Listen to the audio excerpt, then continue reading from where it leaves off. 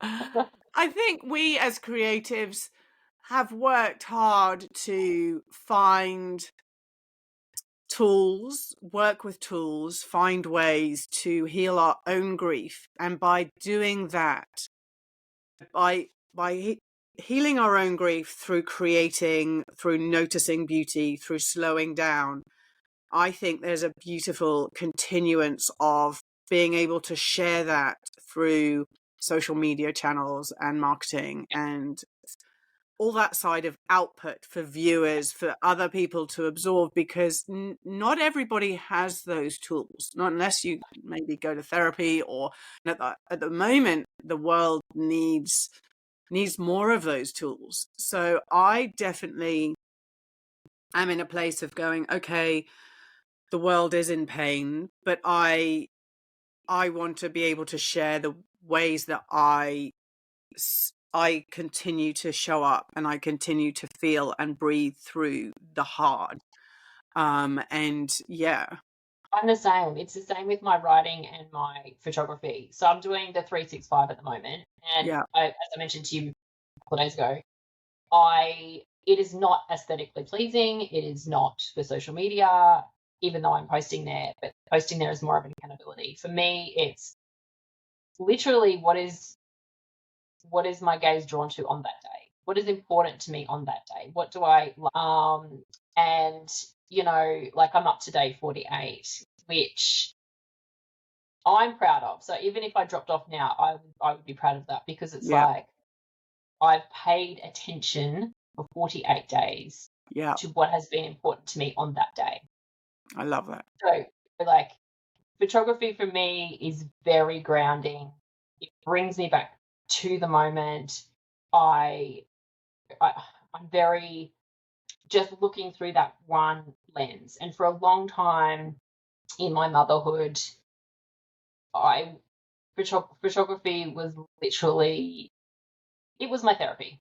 Yeah, When I was finding it hard to breathe, when I felt like it was hard.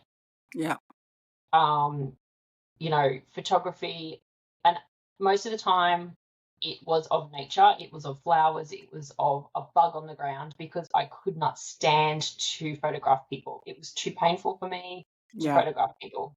yeah, And then on the opposite, writing is so expensive. When I write, I have an A3 size journal. It's a sketchbook, and the speed in which things pour out of me onto that book, it's incredible, and it's therapeutic, and it's what I need. Or if I need to really process stuff, I'm a trained typist, so I can type at like 100 words a minute, or probably more, I don't know. And my fingers fly, yeah, and it's so healing yeah, for me.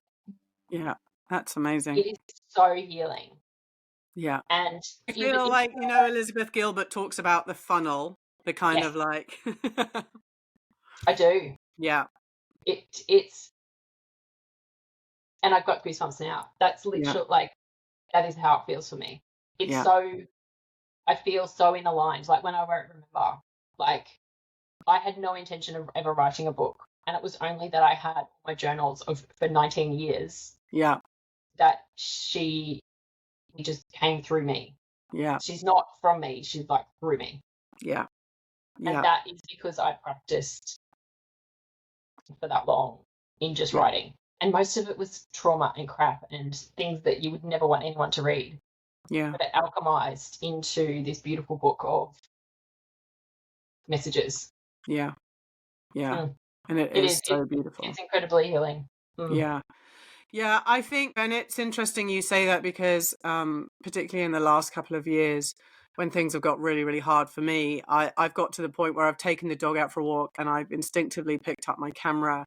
And I remember days when I would walk out of the house and into the woods and fall to my knees and weep. And yet I still managed to take photographs because, Yeah. like you say, it's that. And it was of leaves and trees and flowers and nature, because taking pictures of people was too hard, because it was like reflecting back and Oh, mirroring and all of those things. And I was like, I actually I actually can't do that right now. No. And acknowledging. And I think that's what's so interesting about now, is that right now we're all in that space of feeling, I'm so grateful for what I have. I'm so grateful for, what I get to experience, and we're teaching our children and those around us, in words, and as photographers and artists, we're essentially doing exactly that, Yeah. but through images. Yeah. Yeah.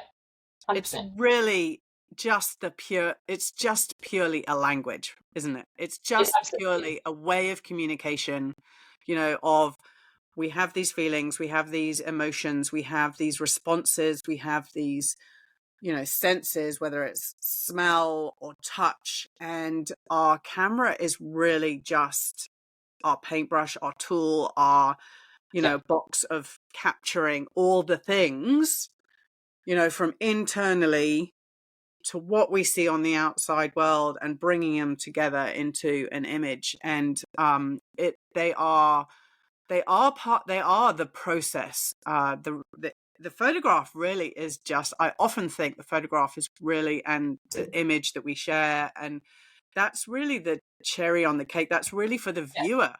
Yeah. For us as the artist, for us as the photographer, the process, like Vivian Meyer, she spent all of those years documenting, and so many people, ask the question now, why did she not get them developed? Why? Well, I'm sure partly was finance, partly was Finances. Yeah. financial, but I think there was a huge part of it that the process for us is in that.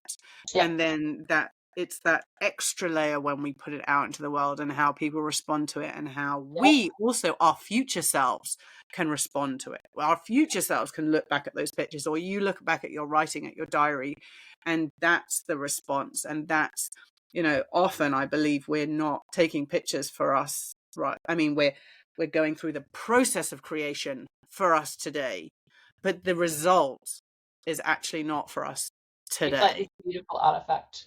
And Yeah.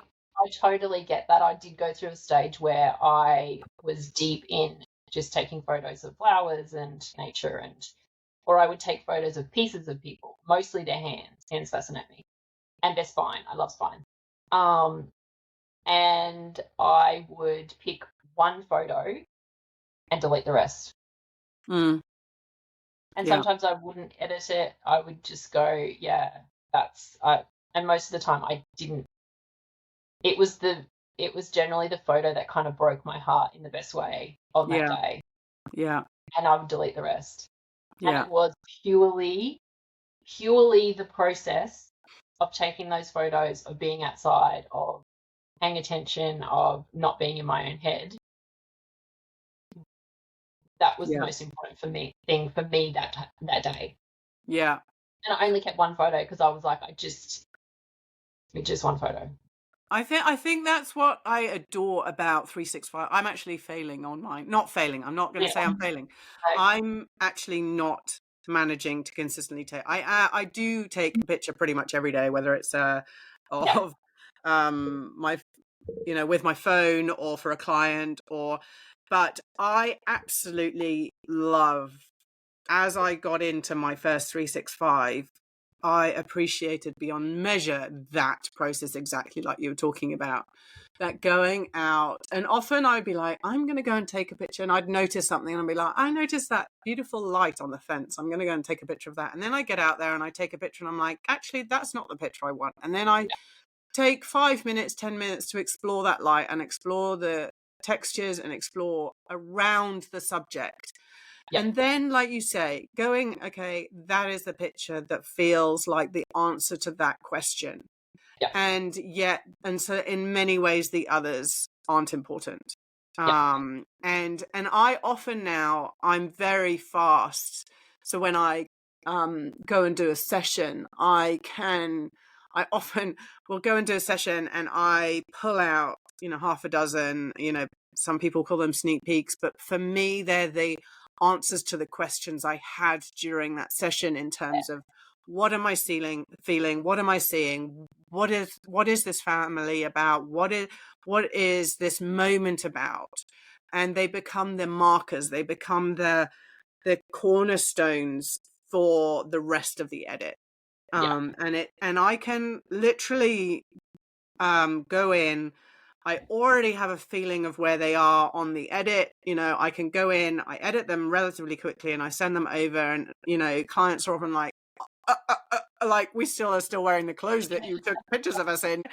But because I'm not going to the process for delivering like sneak peeks. It's not a formulaic, I shoot a client, I deliver this, then, Yeah. and I deliver this. It is much more of what we're talking about in that 365 process of, I'm going to take a picture. I essentially need, inverted commas, a picture for today. I'm being pulled to this. I'm going to do this. I'm asking myself this question. I'm exploring it. And then this is the answer or the feeling or the result that I'm happiest. And that's kind of ticks that box. And it's such a beautiful, and I feel like for me, I would not have come round to that understanding of my process without doing a 365. Yes. Like, I just This is couldn't. my I first, just this is wouldn't my have got first, there. No no, one so could have taught me it. I couldn't have got there. you can't. This is my first 365 photography. I've done 100 days of blog writing. Yes, that's, yeah. That was discipline. That was Yeah. hard. It was so beautifully hard. And gosh, the change in me, Yeah.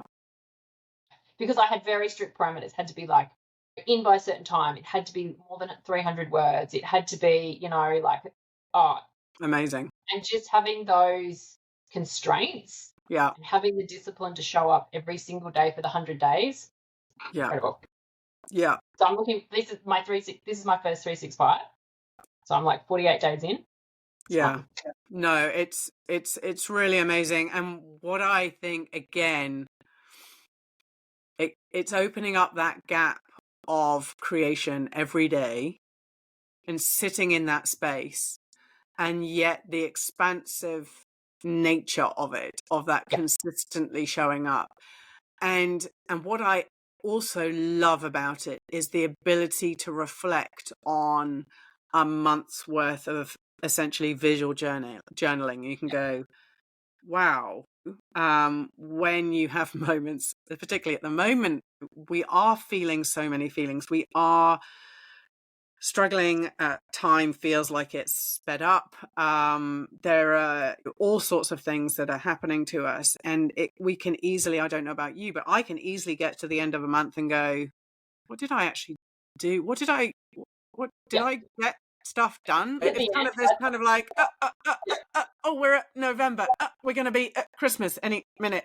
And I think the amazing thing is that and it's, I hate saying it's in self-indulgent, but it's self-reflective on my creative process and what my output, basically, which is one of the biggest ways I think we learn and grow as artists, is actually taking that time to reflect. And I think that is what's so magic about 365s, is that you can go back and reflect on what and you did it recently, didn't you? Yeah.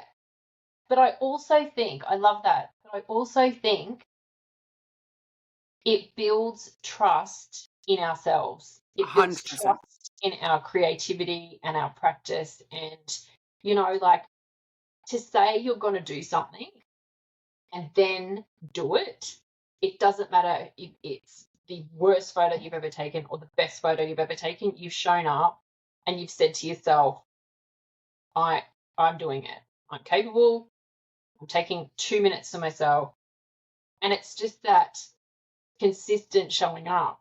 It builds up trust in yourself. And it might be just that one photo. But then when you have like a